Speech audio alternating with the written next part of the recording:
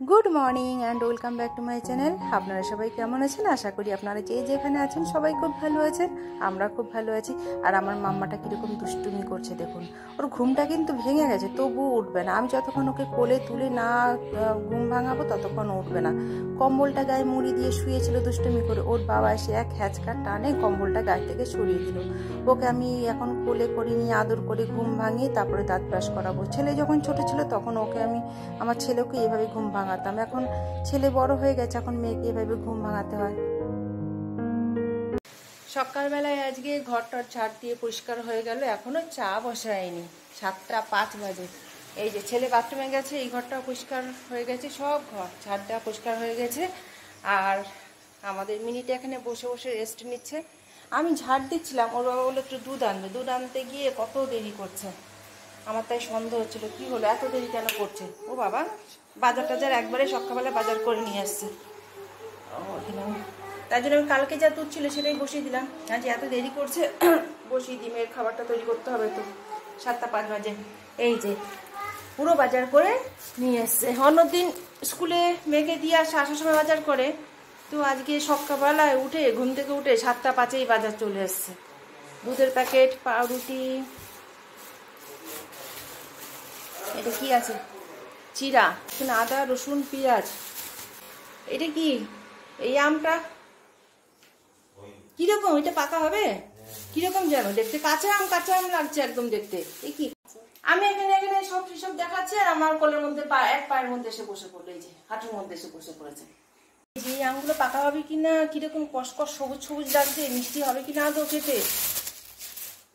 এটা কি যেন, চৌসা তো। আচ্ছা, এটাতে আলু পেঁয়াজ আলু আদা। ও আর এটাতে বলছি ইলিশ মাছ নিয়ে আসছে। দেখি মামা গায়ে থেকে নামো, অসুবিধা হচ্ছে, নামো তো গায়ের থেকে, সরো। উফ, গায়ের মধ্যে বসে থাকলে হয়? আমার গায়ে ভীষণ ঘাম, আমার গায়ে তুমি বসবে না।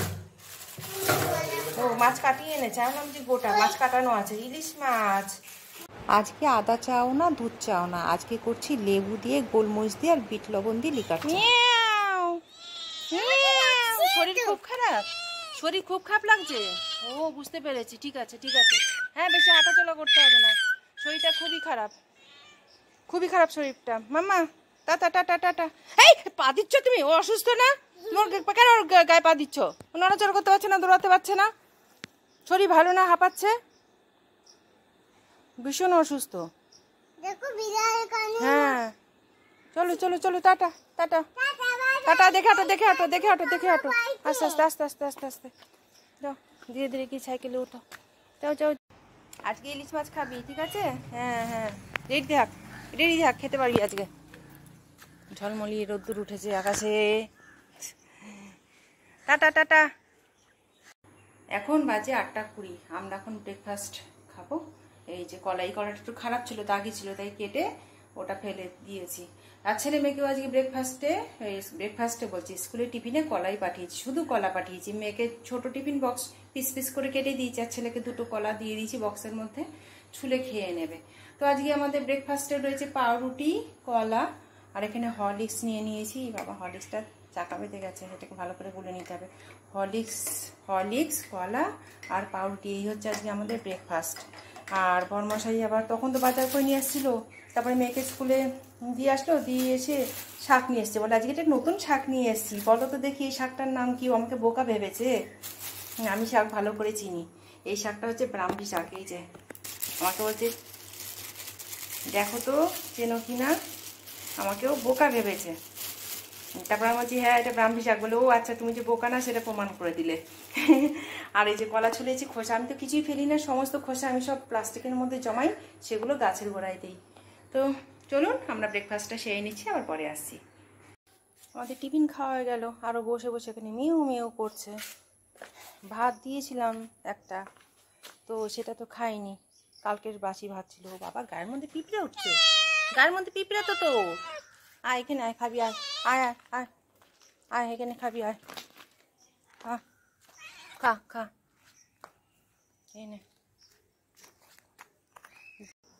এই যে নিচে যে বিছানা পাতা হতো, এইটা একটা 17 ইঞ্চি, এইটাও সেই নিচে বিছানাতে পাতা হতো। এটা অনেক দিন ধুইনি, নিচের বিছানাতেই ছিল, মানে এটার উপর শোয়া হতো, ড্যাম পড়েছিল। তো এটাকে ভিজিয়ে দিলাম সাবান দিয়ে, আর বাকি জামা কাপড় ভিজিয়ে দিলাম। তো এটা এখন ভিজুক, এই জামা কাপড়গুলো কেচে তারপরে আমি স্নান করব।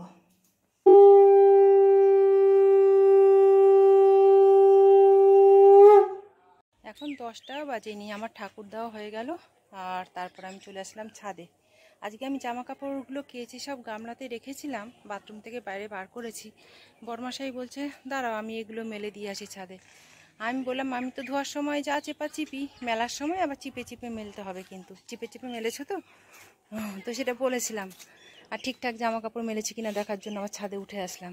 না, ঠিকঠাকই মেলেছে। আর ও বলছে খবরে নাকি আজকে বলছে যে দুপুরের দিকে নাকি ঝড় বৃষ্টি হবে।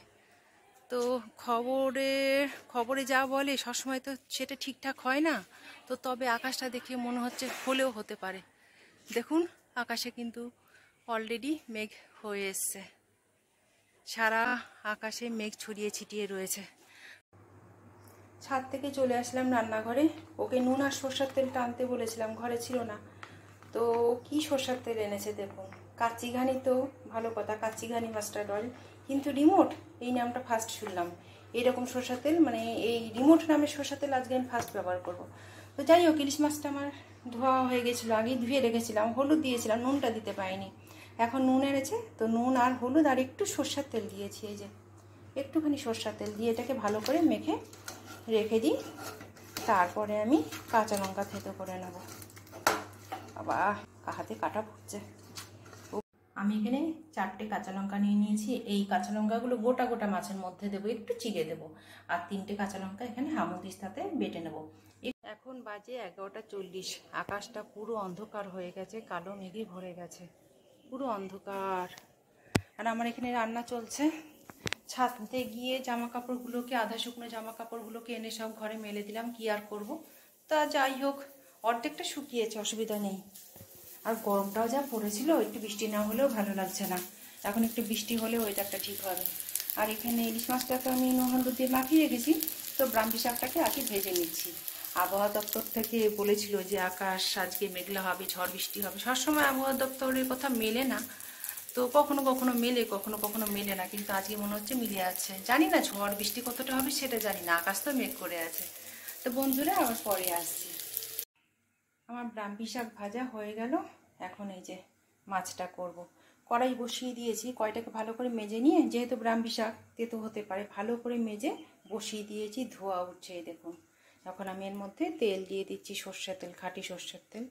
এটা কাচ্চিঘানি, এইটা ওই রিমোট তেল নয়, ঠিক আছে? তো যাই হোক, ভালো করে তেলটা দিয়ে কড়াইতে ঘুরিয়ে নিলাম, নিয়ে মাছটাকে হালকা হালকা করে ভাজবো, বেশি ডিপ ফ্রাই করবো না, ডিপ ফ্রাই করলে ভালো লাগবে না।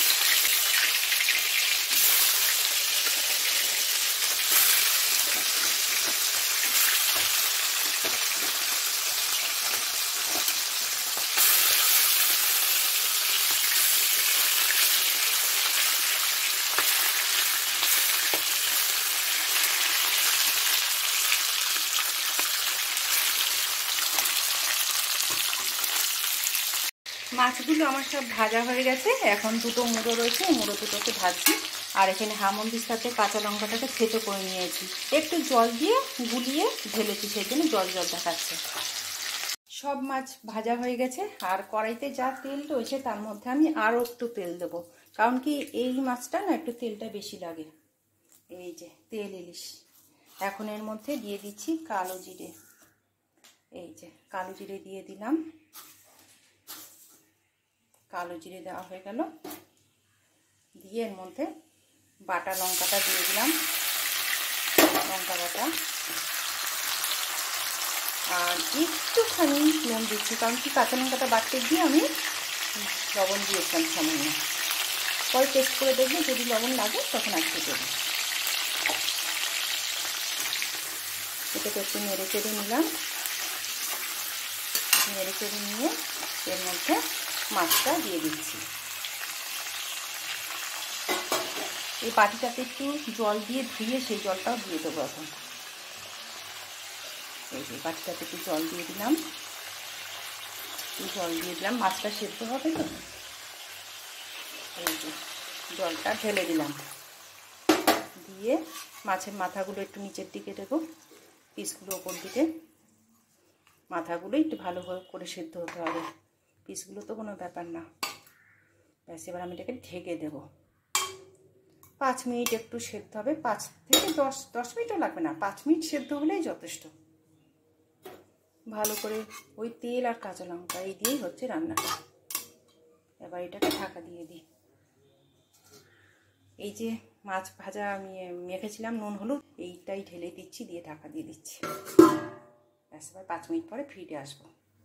ফিরে আসলাম আমি 2 মিনিট পরে, আর আমার মেয়েও স্কুল থেকে চলে এসছে। ওকে বাথরুমে গামলায় বসিয়েছি স্নান করতে। তো মাছটাকে আরেকটু সেদ্ধ করবো। এখন এর মধ্যে কাঁচা লঙ্কাটা দিয়ে দেবো। দুটো কাঁচা লঙ্কা গোটা দিন, আর দুটো ফেলে দেবো। এই যে দুটো কাঁচা লঙ্কা গোটা দিয়েছি, আর দুটো কাঁচা লঙ্কা ফেলে দিয়েছি।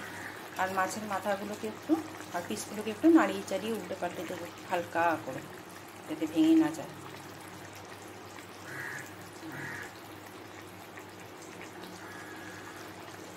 এখন আবার একটু সেদ্ধ করবো, করলেই রান্নাটা কমপ্লিট। আমার রান্নাটা কমপ্লিট হয়ে গেল। এই যে দেখতে কিন্তু বেশ লোভনীয় হয়েছে, তাই না? আপনারা এইভাবে ঘরে করে দেখবেন, খেতে দারুণ টেস্টি হয়। কিন্তু হ্যাঁ, এটাতে যেহেতু বেশি তেলের ওপরেই, তাই বেশি তেল মশলা খাওয়া যাবে না, অল্প অল্প দিয়ে ভাতটা মেখে খেতে হবে। আর তার সাথে কাঁচা লঙ্কা। আমার তো খেতে দারুণ লাগে আমার এই রেসিপিটা। তো ঠিক আছে বন্ধুরা, আবার পরে আসছি। এখন বাজে 3:30, আর আমি ছেলেকে ভাত খাওয়াতে বসিয়েছি। আজ ইলিশ মাছ রান্না করেছি, কাটা বেছেও খেতে পারবে না, তাই ওটা আমি খাইয়ে দিচ্ছি, ঠিক আছে? আর আমরা বসেছি কোথায়, দরজা থেকে রোদটা আসছে তো লাইট জ্বালিয়েছি, লাইট জ্বলছে ঘরে। তারপর এখান থেকে রোদটা আসছে, খুব বেশি আলো, মাছের কাটা ভালো করে বাছতে পারবো, তাই এখানে বসে আছি। হঠাৎ আমার চোখ গেল ওই জানায়, দরজাটা দেখে দেখি কি একটা ঢুকছে দরজার নিচ থেকে।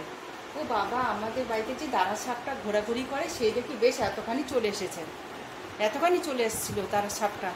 দেখে আমি এই যা যা যা যা করে তাড়া করলাম, পড়াতেও বেরিয়ে গেল। তো ছেলে একটু ভিডিও তুলেছে, ভালো করে তুলতে পারিনি। ও বাবা, আমি ভাবছি ওইখানে গেটের নিচটা দিয়ে কে ঢুকছে, মুখটাকে ঢুকি এমেও করছে। বাবা রে, ছেলেকে খাওয়ানো হলো, আর সাপের এত উৎপাত।